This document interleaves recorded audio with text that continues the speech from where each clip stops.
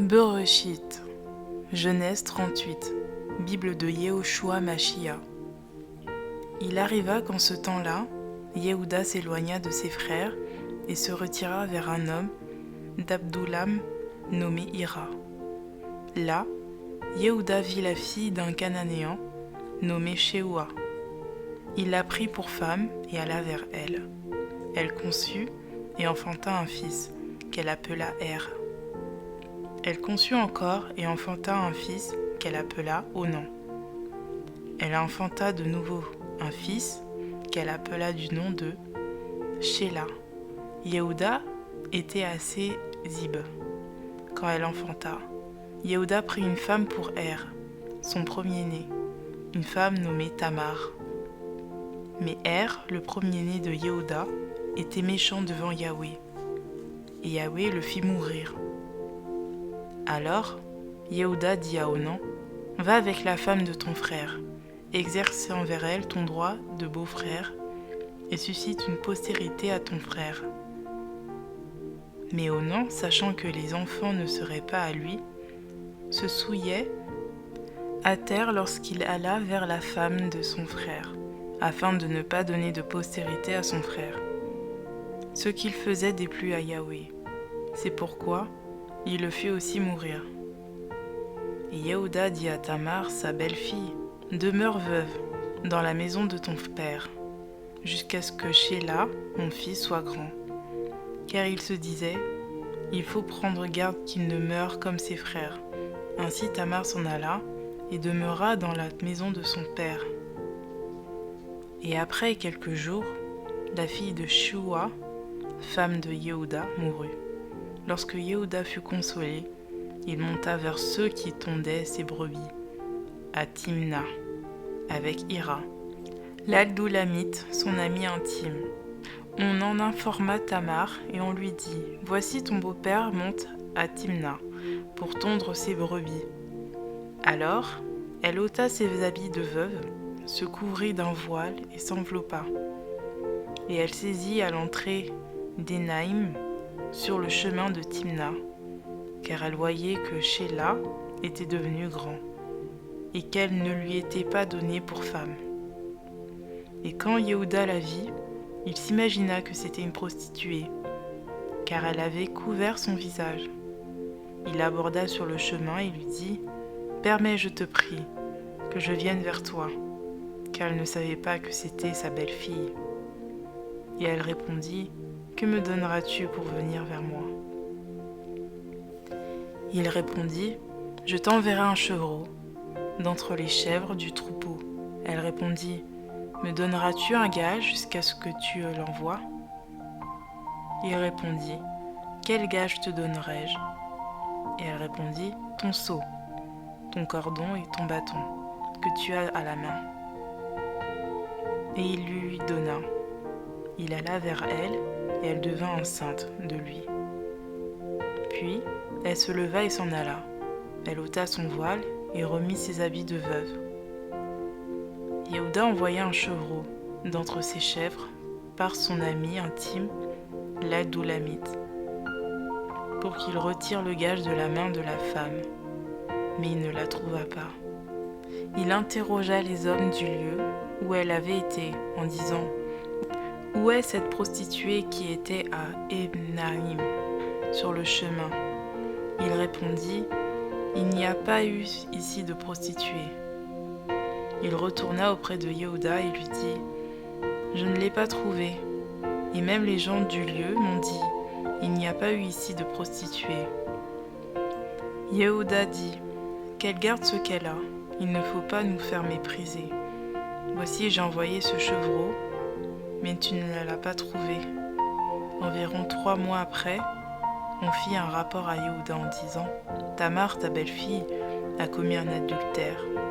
Et voici, elle est même enceinte. » Et Yehuda dit, « Faites-la sortir et qu'elle soit brûlée. » Comme on la faisait sortir, elle envoya dire à son beau-père, « Je suis enceinte de l'homme à qui ces choses appartiennent. » Elle dit aussi, « Reconnais, je te prie, à qui sont ces cachets, ce cordon et ce bâton. » Alors Yehuda les reconnut, et il dit « Elle est plus juste que moi, parce que je ne l'ai pas donnée à Sheila, mon fils. » Et il ne la connut plus. Quand elle fut au moment d'accoucher, voici des jumeaux étaient dans son ventre. Et pendant qu'elle accouchait, il y en eut un qui présenta la main. La sage-femme la prit et y attacha un fil cramoisi, en disant « Celui-ci sort le premier. » Mais il retira la main et son frère sortit.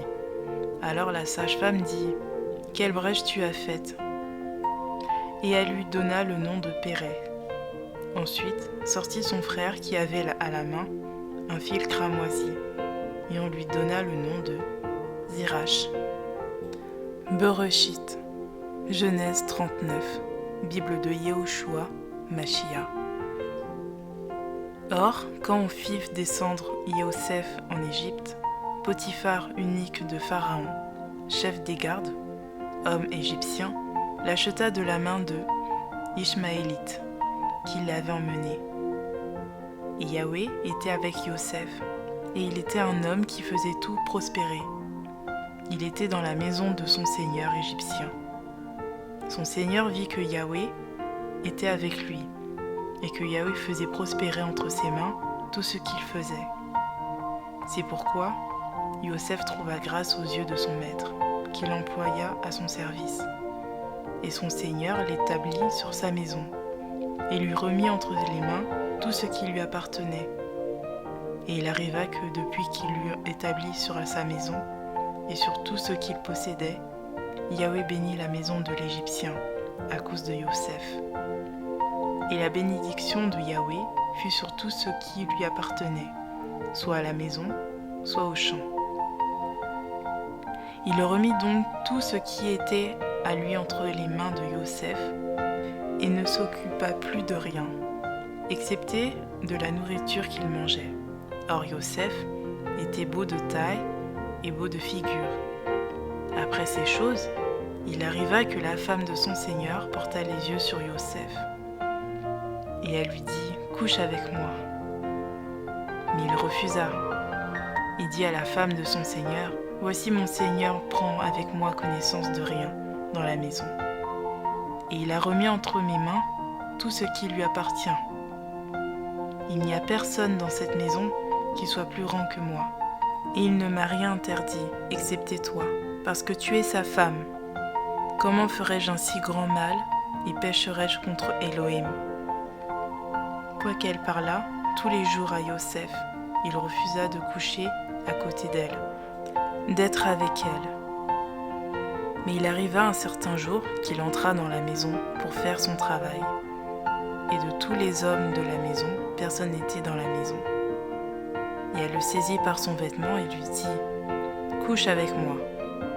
Mais il laissa son vêtement entre ses mains, s'enfuit et sortit dehors.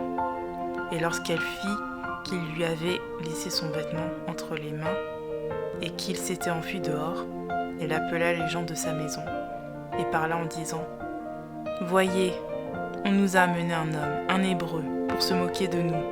Il est venu vers moi pour coucher avec moi. Et j'ai appelé un grand cri. Et dès qu'il a entendu que je levais ma voix et que je criais, il a laissé son vêtement à côté de moi et s'est enfui dehors. Et elle regarda le vêtement de Yosef jusqu'à ce que son seigneur rentre à la maison.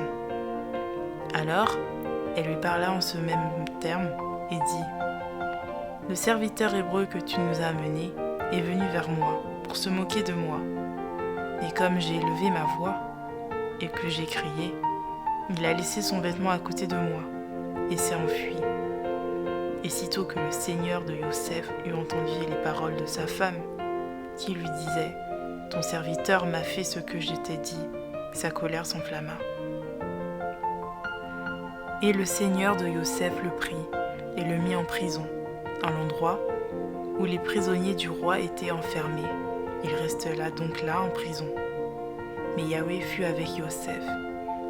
Il étendit sa bonté sur lui et lui fit trouver grâce aux yeux du chef de la prison. Et le chef de la prison mit entre les mains de Yosef tous les prisonniers qui étaient dans la prison, et tout ce qu'il y avait à faire, il le faisait. Le chef de la prison ne prenait aucune connaissance de ce que Yosef avait en main, parce que Yahweh était avec lui, et Yahweh faisait prospérer tout ce qu'il faisait. Bereshit, Genèse 40, Bible de Yehoshua Mashiach. Après ces choses, il arriva que les chansons et le panetier du roi d'Égypte offensèrent leur seigneur, le roi d'Égypte. Pharaon fut très fâché contre ces deux eunuques, contre le chef des échansons et contre le chef des panetiers, et il les fit mettre dans la prison du chef des gardes, dans la prison étroite, dans le même lieu où Yosef était enfermé. Le chef des gardes les plaça sous la surveillance de Yosef, qui les servait. Ils furent quelques jours en prison. Pendant une nuit, les chansons et le panetier du Pharaon, enfermés dans la prison, rêvèrent tous les deux un rêve. Chacun son rêve, chacun selon l'interprétation de son rêve. Yosef étant venu le matin vers eux, les regarda et vit qu'il était triste. Et il interrogea ces deux eunuques de Pharaon, qui étaient avec lui dans la prison de son maître.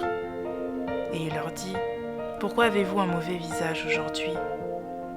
Ils lui répondirent : « Nous avons rêvé un rêve, et il n'y a personne pour l'interpréter. » Et Yosef leur dit : « Les interprétations n'appartiennent-elles pas à Elohim ?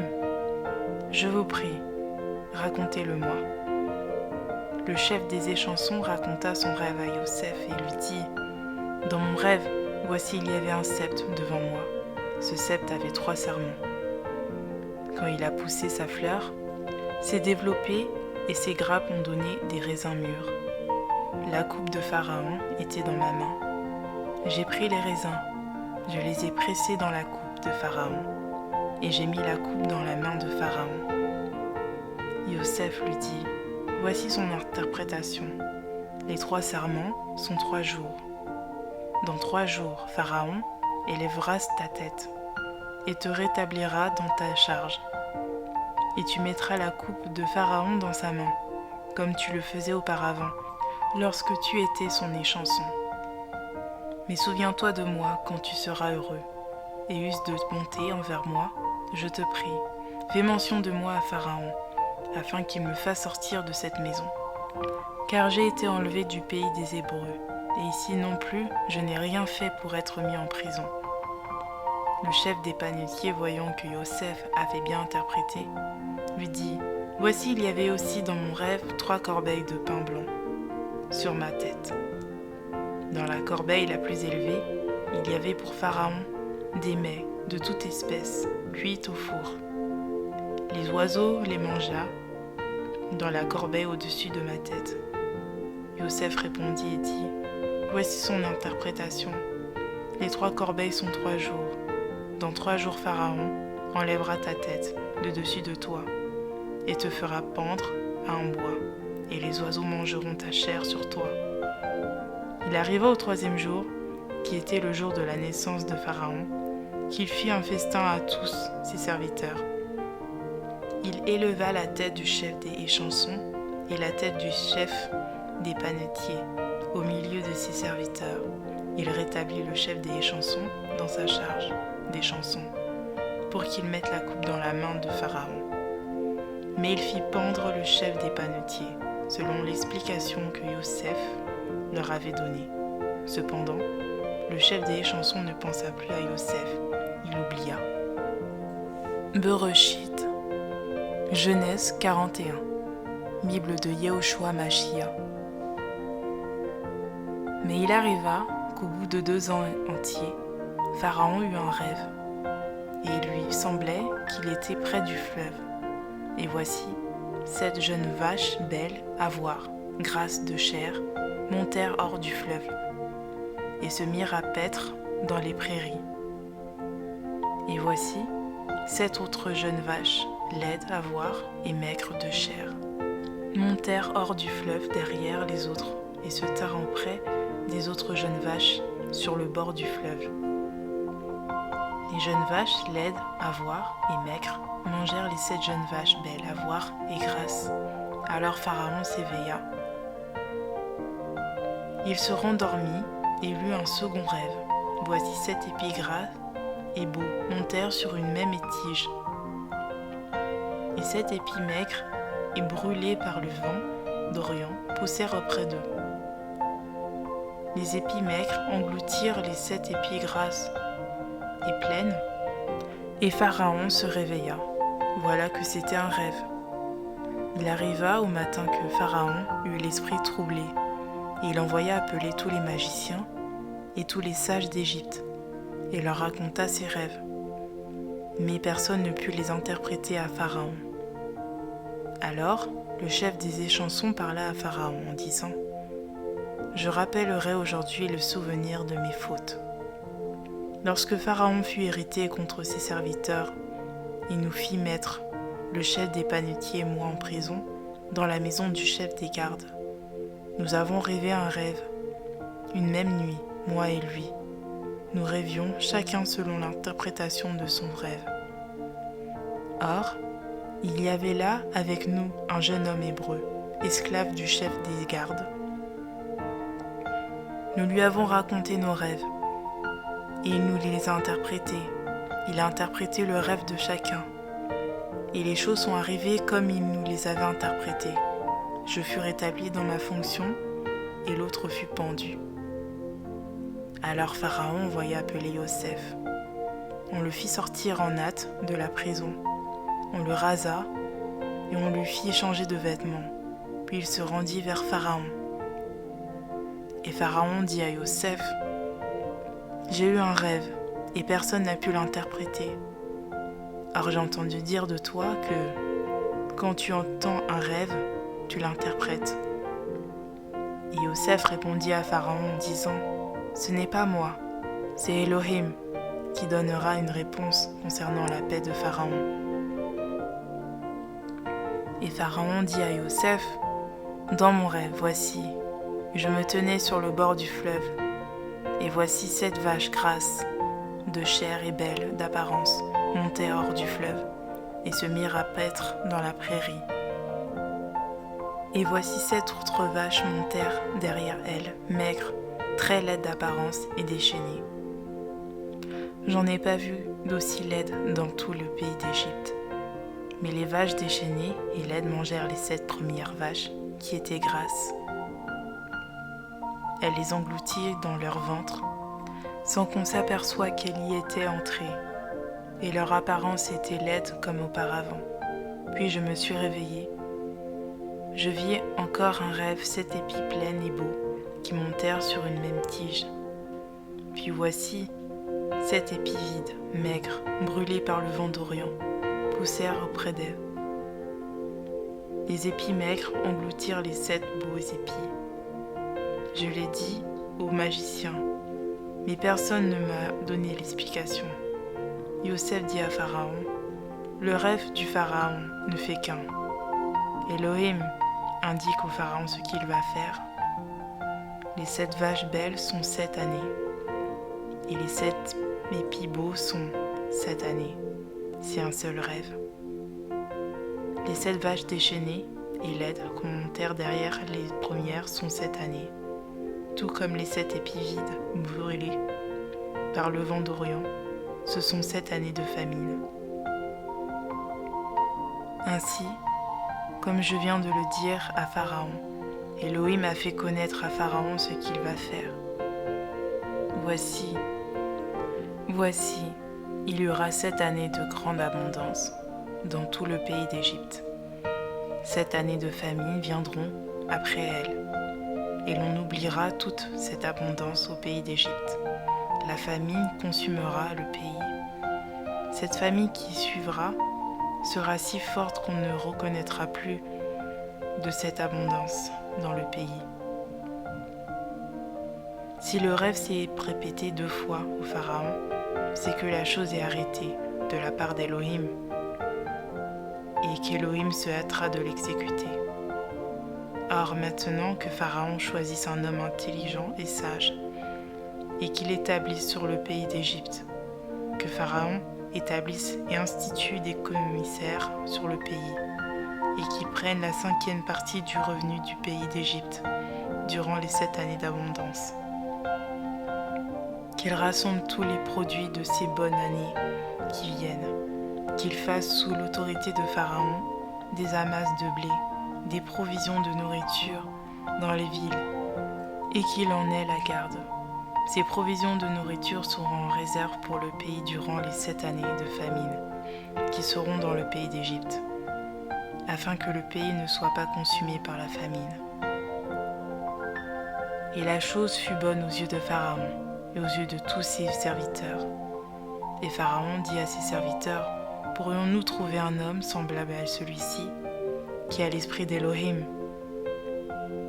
Et Pharaon dit à Yosef, « Puisqu'Élohim t'a fait connaître toutes ces choses, il n'y a personne aussi qui soit aussi intelligent et aussi sage que toi. Tu seras sur ma maison, et tout mon peuple obéira à ta bouche. Je serai seulement plus grand que toi par le trône. » Pharaon dit encore à Yosef, « Regarde, je t'établis sur tout le pays d'Égypte. » Alors Pharaon ôta son anneau de sa main et le mit à la main de Yosef, et le fit revêtir d'habits de fin lin, et lui mit un collier d'or au cou. Il le fit monter sur le char qui suivait le sien, et on cria devant lui, « À genoux !» Et il l'établit sur tout le pays d'Égypte. Et Pharaon dit à Yosef, « Je suis Pharaon, et sans toi personne ne lèvera la main, ni le pied, dans tout le pays d'Égypte. » Pharaon appela Yosef du nom de Sephna Panéach, et lui donna pour femme Asna, fille de Potiphar, prêtre d'On. Et Yosef alla visiter le pays d'Égypte. Yosef était âgé de 30 ans lorsqu'il se présenta devant Pharaon, roi d'Égypte. Il quitta Pharaon et parcourut tout le pays d'Égypte. Et la terre rapporta très abondamment pendant les 7 années de fertilité. Yosef rassembla tous les produits de ces 7 années dans le pays d'Égypte. Il fit des provisions de nourriture dans les villes, mettant dans l'intérieur de chaque ville les produits des champs d'alentour. Ainsi Yosef amassa du blé comme le sable de la mer, en si grande quantité qu'on cessa de le compter, parce qu'il était sans nombre. Avant les années de famine, il naquit à Yosef 2 fils, que lui enfanta Asna, fille de Potiphar, prêtre d'On. Yosef donna au premier-né le nom de Ménassé, parce que, dit-il, Élohim m'a fait oublier toute ma peine et toute la maison de mon père. Et il donna au second le nom d'Éphraïm. Dit-il, Élohim m'a fait porter du fruit dans le pays de mon affliction. Alors, ils finirent les 7 années de l'abondance qu'il avait été dans le pays d'Égypte. Et les 7 années de la famine commencèrent à venir comme Yosef l'avait prédit. Et la famine fut dans tous les pays, mais il y avait du pain dans tout le pays d'Égypte. Ensuite, tout le pays d'Égypte fut affamé, et le peuple cria à Pharaon pour avoir du pain. Et Pharaon répondit à tous les Égyptiens, « Allez vers Yosef, et faites ce qu'il vous dira. » La famine sévissait sur toute la surface du pays. Yosef ouvrit tous les lieux de dépôt et vendit du blé aux Égyptiens. La famine augmentait dans le pays d'Égypte. On venait de tous les pays jusqu'en Égypte pour acheter du blé auprès de Yosef, car la famine était très grande sur toute la terre.